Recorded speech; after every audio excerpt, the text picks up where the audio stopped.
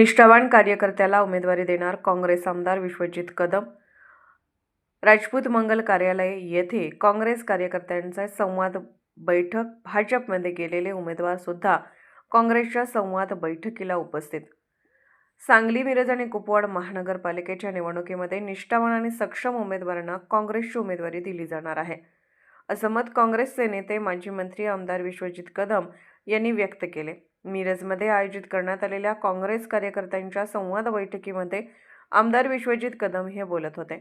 यावेळी खासदार विशाल पाटील, प्रदेश काँग्रेस कमिटीचे निरीक्षक अमर खानापुरे, मिरज शहर काँग्रेसचे अध्यक्ष संजय मेंढे, माजी महापौर किशोर जामदार, ज्येष्ठ नेते अयशभाई नायकवडी यांच्यासहित पदाधिकारी आणि इच्छुक उमेदवार उपस्थित होते।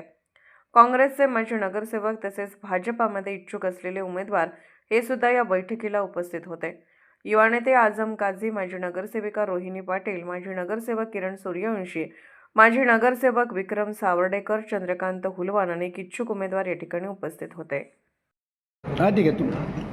सांगली महानगरपालिकेच्या निवडणुकीच्या अनुषंगाने येणाऱ्या काळात कदाचित लवकरच महाराष्ट्रात या निवडणुका लागतील, या अनुषंगाने आम्ही सांगली जिल्ह्याचे दुसरे खासदार विशालजी पाटील आणि महाराष्ट्र प्रदेश काँग्रेस कमिटीचे निरीक्षक सन्मान्य अमर खानापुरेजी आणि शहरातले आणि जिल्ह्यातले काही नेतेगण आज आम्ही सगळेजण ही सांगली शहर, मिरज शहर आणि कुपवाड या तिन्ही शहरातल्या काँग्रेस पक्षाच्या कार्यकर्त्यांशी एक संवाद साधत आहोत आणि त्या संवादातून प्रत्येक प्रभागाची जी काही निवडणुकीची रणनीती आहे आणि जे कोण तिथे कार्यकर्ते आज पक्षाचा विचार घेऊन तिथे चांगल्या पद्धतीने काम करत आहे, येणाऱ्या निवडणुकीला कशा पद्धतीने सामोरे जायचं, कशा पद्धतीने आपण लढायचं, काय रणनीती आखायची, याच्यावर संवाद साधण्याकरता आज आम्ही बैठक केलेली आहे।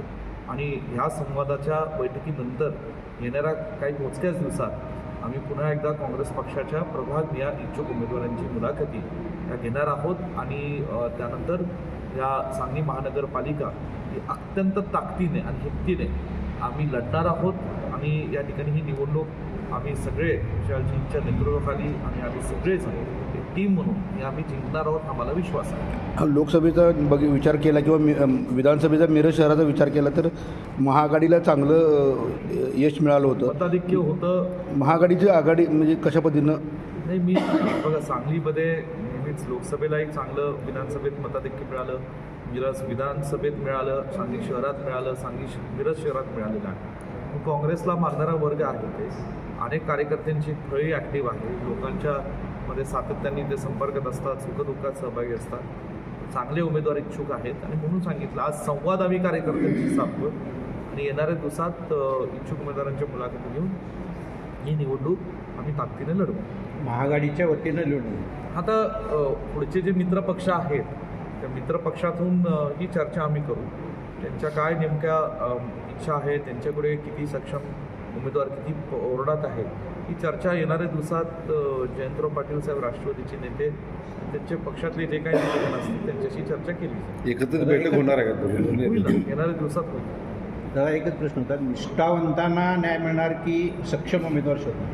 नाही, दोन्ही क्रायटेरिया महत्त्वाचे। बघा, निष्ठावंतांना निश्चितपणे प्राधान्य दिलंच, पण सक्षम उमेदवार शेवटी त्या ठिकाणी सक्षम ची व्याख्या काय असते की तो त्या लोकांमध्ये त्याची लोकप्रियता किती, त्यांनी लोकांच्या सुखदुःखात किती सहभागी झाला आहे, तो लोकांमध्ये किती काम करतो, मग तो त्या दृष्टीने सक्षम असेल तर दोन्हीचं कॉम्बिनेशन घेऊन आम्हाला उमेदवारी द्यावी लागते, पण निष्ठावंतांना प्राधान्य दिलं। ठीक आहे, नव्या जुन्यांना किती तसं नाही, आता नव्या जुन्याचा प्रश्न आहे। मी म्हटलं निवडणूक लढायची आहे, जिंकायची आहे, लढण्याकरता जिंकण्याकरता आम्ही ताकद लावणार आहोत, विशालजी, मी आणि आमचे सगळे काँग्रेसचे नेते कार्यकर्ते।